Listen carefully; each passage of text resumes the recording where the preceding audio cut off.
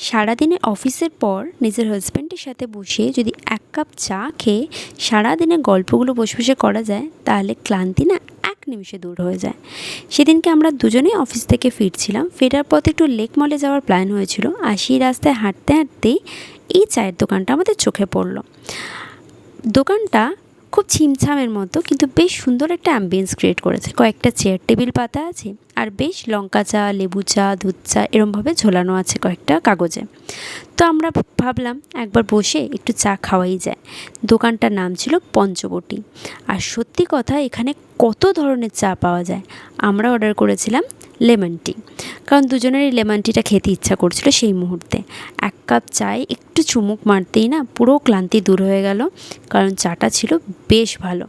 যাই হোক, বসে কিছুক্ষণ আমরা দুজনের টাইম স্পেন্ড করলাম, আর এই সময়টা বেশ ভালো লাগছিল। চাটা খেতে খেতে গল্প করে সারা দিনের গল্পটা দুজনে দুজনকে শেয়ার করলাম। ব্যাস এইভাবেই শেষ হয়ে গেল। চলো, টাটা।